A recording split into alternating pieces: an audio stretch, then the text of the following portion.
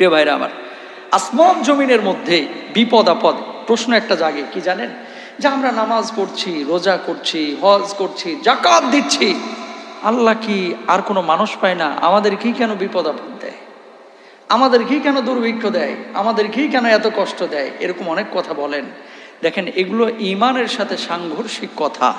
তবে একটা কথা আপনাকে মাথায় রাখতে হবে, আল্লাহ যাকে যত বেশি ভালোবাসেন তাকে তত বেশি বিপদ আপদ দেন। সুবহানাল্লাহ বলেন। আচ্ছা, আপনার আমার চাইতে আল্লাহর নবী, বিশ্ব নবীকে আল্লাহ তাআলা বেশি ভালোবেসেছেন না কম? বেশি। সন্দেহ আছে কোনো? কোনো সন্দেহ নাই। তো নবীজিকে কেন তায়েফে রক্তাক্ত করলেন? নবীজিকে কেন ওহুদে দাঁত ভাঙলেন? নবীজিকে কেন আল্লাহ তাআলা কষ্ট দিলেন? কেন নবীজিকে যুদ্ধের ময়দানে গিয়ে লড়াই করালেন? প্রশ্ন জাগে কি জাগে না? তার মানেটা হচ্ছে, আল্লাহ যাকে যত বেশি ভালোবাসবেন, যাকে যত বেশি জিম্মাদারি নেবেন, তাকে তত বেশি বিপদ আপদে ফেলবেন।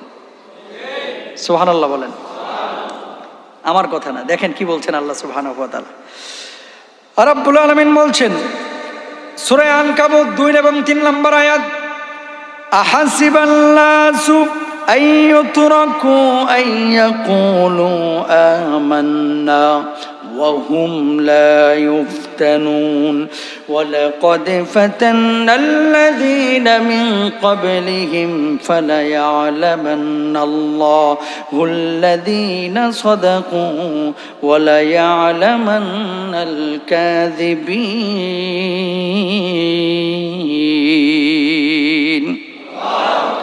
রব্বুল আলামিন তিনি বলছেন, মানুষকে ধারণা করে যে তাকে আমি ছেড়ে দিয়েছি, ঈমান আনার পরে অনেকেই দেখবেন মিথ্যা আবার আরোপ করে। কেমন? যে আল্লাহ বলতে কিছু নাই। যখন বিপদ আপদের মুখোমুখি হয় তখন বলে আল্লাহ বলতে কিছু নাই, না হলে আমার বিপদে দিল কেন? আল্লাহ রাব্বুল আলামিন বলছেন, ওয়ালাকাদ ফাতান্নাল্লাযীনা মিন ক্বাবলিহিম ফালায়া'লামান্নাল্লাহুল্লাযীনা সাদাকু। আমি ওই মানুষগুলোকে পরীক্ষা করেছি আগেও, কে সত্যবাদী আর কে মিথ্যাবাদী, বিপদে কে ধৈর্য ধারণ করে, মুসিবতে কে ধৈর্য ধারণ করে, আর কে সত্যিকার অর্থেই সত্যবাদী, কে মিথ্যাবাদী, আমি যাচাই বাছাই করার জন্য আল্লাহ রব্বুল আলামিন আমি পরীক্ষা করে থাকি। বলুন সুবহানাল্লাহ। ঈমান আনার পরে কারা মিথ্যা আরোপ করেছে, আবার ঈমান থেকে খারেজ হয়ে গেছে, আল্লাহ তাআলা আগেও পরীক্ষা করেছেন, এখনো পরীক্ষা করবেন। পূর্ববর্তী সাহাবীদেরকে করেছেন কি করেন নাই? করেছেন।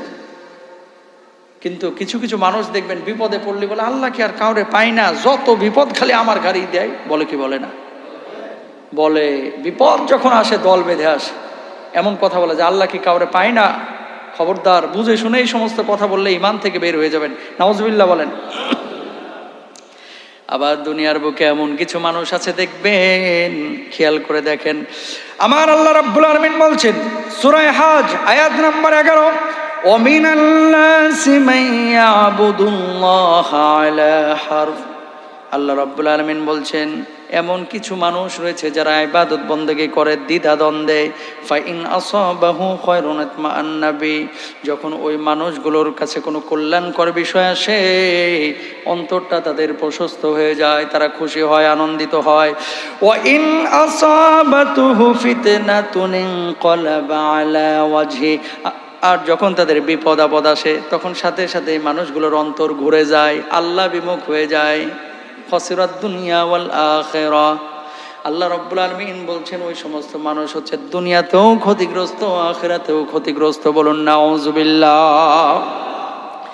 বন্ধুরা আমার, আপনার আমার আশপাশে এমন অনেক লোক দেখতে পাবেন যে মানুষগুলো যখন ইবাদত বন্দেগী করে, ইবাদত বন্দেগী করছে, টাকা পয়সাও কামাচ্ছে, আল্লাহ তাআলা রিজিকে সংকট দেয় নাই, অসুস্থতাও দেয় নাই, আল্লাহ তখন খুব ভালো। যেমনি আল্লাহ একটু বিপদ দিল অথবা চাকরিটা চলে গেল, আল্লাহর জন্য নামাজ পড়ি, আবার আল্লাহ বিপদেও দেয়, যার নামাজই পড়তাম না। নাউজুবিল্লাহ বলেন না? আছে না নাই? আছে। আল্লাহ ওই কথা বলছে সূরা হজ্জের 11 নম্বর আয়াত, ওয়ামিনান নাসি মান ইয়াবুদুল্লাহা আলা হারফ। এমন কিছু মানুষ দুনিয়ার মধ্যে আছে যে মানুষগুলো ইবাদত করে দ্বিধা দ্বন্দ্বে। কিরকম?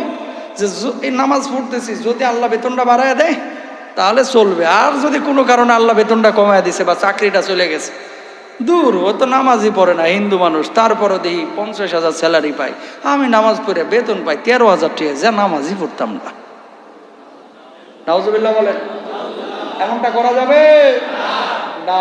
তাহলে আল্লাহ সুবহানাহু ওয়া তাআলা কি বান্দাকে পরীক্ষা করেন কেমনে? এবার আসেন সূরা বাকারা 283, 84, 85 এই যে আয়াতগুলোর মধ্যে আল্লাহ তাআলা কি বলছেন? وَلَنَبْلُوَنَّكُمْ بِشَيْءٍ مِّنَ الْخَوْفِ وَالْجُوعِ وَنَقْصٍ مِّنَ الْأَمْوَالِ وَالْأَنفُسِ وَالثَّمَرَاتِ وَبَشِّرِ الصَّابِرِينَ। আল্লাহ রাব্বুল আলামিন বলছেন, ও বান্দা, আমি তোমাকে অবশ্যই পরীক্ষা করব তোমাদেরকে বিশাইইম মিনাল খাউফি, এমন জিনিস দিয়ে যার মধ্যে থাকবে ভয়, বিশাইইম মিনাল খাউফি ওয়াল জুই, যার মধ্যে থাকবে ক্ষুধার যন্ত্রণা, ফসল ফলাদি নষ্ট করেন, প্রাণের বিনাশ। ওই মানুষগুলো, যেই মানুষগুলো এই বিপদের মুহূর্তে পড়ে আল্লাহর উপরে তাওয়াক্কুল করবে, নির্ভরশীল হবে, আল্লাহর প্রতি ধৈর্য ধারণ করবে, আল্লাহ তাআলা বলছেন ওয়াবাশশিরিস সাবিরিন, তাদেরকে আপনি সুসংবাদ দিয়ে দিন, জান্নাতের সুসংবাদ। এই ধৈর্যশীলগুলোর সঙ্গে আল্লাহ রব্বুল আলামিন আছেন, কিয়ামতের ময়দানে তাদেরকে জান্নাতের ফয়সালা করে দিবেন। তাহলে দেখেন আল্লাহ তাআলা পরীক্ষা করার জন্য বান্দাকে কি দেন? বিপদ আপদ দেন। 1 নাম্বার হচ্ছে বিপদ আপদ দেন পরীক্ষা করার জন্য। 2 নাম্বার বিপদ আপদ আল্লাহ রাব্বুল আলামিন কি জন্য দেন? খেয়াল করেন সূরা সাজদা আয়াত নাম্বার 21, আয়াত নাম্বার কত? 21। কি বলছেন আল্লাহ তাআলা? ওয়ালানুযীকান্নাহুম মিনাল আযাবিল আদনা দুনাল আযাবিল আকবারি লাআল্লাহুম ইয়ারজিউন।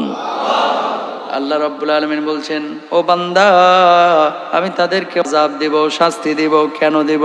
যাতে করে এই মৃদু শাস্তি, কম আযাব তাদেরকে ভোগ করাইতে পারে, আর কিয়ামতের বড় আযাব থেকে আমি আল্লাহ রাব্বুল আলামিন আমার ওই গোলামদেরকে বাঁচায়া দিতে পারি।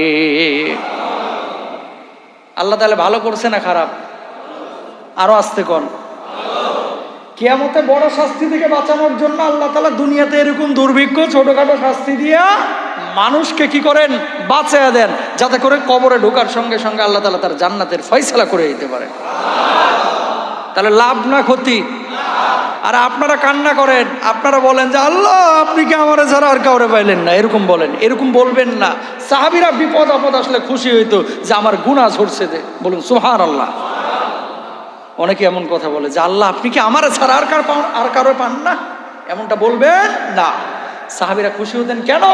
যে আল্লাহ আপনি আমরা যে বিপদ আপদ দিয়েছেন, আল্লাহ এই বিপদ আপদে আপনি আমাদের সবর করার, ধৈর্য ধারণ করার তৌফিক দান করেন। কারণ সাহাবীরা জানতেন এই জিনিসগুলো, যে আল্লাহ পরীক্ষা করছেন, আল্লাহ আমার সঙ্গে আছেন, আর আল্লাহ তাআলা আমাকে নিশ্চয়ই জান্নাতের ফয়সালা করবেন। তারা খুশি হতেন, আমরা বেজার হব না। আল্লাহ তাআলা তৌফিক দান করুন, আমিন বলেন। তাহলে দেখেন বিশ্বনবীকে আল্লাহ তাআলা পরীক্ষা করেছেন, আল্লাহ তাআলা বিপদ আপদ দিয়েছেন, আপনাকেও আমাকে বিপদ আপদ দিবেন। বিপদে কখনো হতাশ হবেন না। এই জন্য আল্লাহ তাআলা যারে যত ভালোবাসেন তারে তত বেশি বিপদ আপদ দেন। কয়লা চিনেন? সোনা দেখছেন না? সোনা, স্বর্ণ যত পোড়াবেন তত খাঁটি হয়, তাই না? শুনছেন না এগুলো? যে সোনা পোড়াইলে কি হয়? খাঁটি হয়। তো মুমিনকে আল্লাহ তাআলা বিপদ আপদ দিতে দিতে দিতে দিতে মুমিন যখন তার স্তরে চলে যায়, ওই জায়গা মতো পৌঁছে দেয়, আল্লাহ তাআলা দুনিয়াতে থাকতেই মুমিনের জন্য জান্নাতের ফয়সালা করে দেন। 2 নাম্বার। 3 নাম্বার হচ্ছে আল্লাহ তাআলা এই বিপদ আপদ দেন হচ্ছে গজব স্বরূপ। কি স্বরূপ? পিটানোর জন্য। কিসের জন্য? পিটানোর জন্য। অনেক মুসলমান বলে যে হুজুর, ওই যে যারা নামাজ পড়ে না, রোজা করে না, এরা তো ভালোই আছে, কত বড় বড় দেশে তারা সেটেল, তাদের আধুনিক সুযোগ সুবিধা, আমাদের কই? আপনার আধুনিক সুযোগ সুবিধা কয়দিন ভোগ করবেন? 60 বছর, 70 বছর, এরপরে তো আর না। কিন্তু মুমিনের আধুনিক সুযোগ সুবিধা একেবারে এমন সময় যার শুরু আছে শেষ নাই। সুবহানাল্লাহ বলেন। তাহলে আমরা সেই সুযোগ সুবিধা চাই কি চাই না? ইনশাআল্লাহ বলেন। প্রিয় ভাইরা আমার, শুনেন, এই সমস্ত বিষয়গুলো আসলে যদি জানতে হয়, জানার জন্য আপনাকে মানার জন্য যে কাজগুলো করতে হবে, আগে নিজেকে প্রস্তুত করতে হবে। এই সমস্ত জ্ঞানগুলো আপনার ভিতরে আসতে হবে। যদি আসে তাহলে আপনি কি হবেন? আপনি এগুলো বুঝতে পারবেন। যদি না আসে, এগুলো আসলে ওয়াজ করে শেখানোর বিষয় না, ইমানের এগুলো বিষয়। ইমানের জ্বর হয়েছে, ওষুধ খেয়ে বলছে বাস কি অভিজ্ঞ ডাক্তার গো, এই ওষুধগুলো না দিলে আমি সুস্থই হইতাম না। ডাক্তারের ফুল ক্রেডিট দিয়ে দেয়, ডাক্তার মাধ্যম, ভালো করেন কে? আল্লাহ। এগুলো আকীদার বিষয়, এগুলো শিখেন, বুঝেন। বিপদ আপদে হতাশ হবেন না। যখন এই জ্বর হবে, অসুস্থতা আসবে, এগুলো থেকে সুস্থতা একসময় আল্লাহ তাআলা দিবেন, কিন্তু আপনাকে সে পর্যন্ত অপেক্ষা করতে হবে ইনশাআল্লাহ।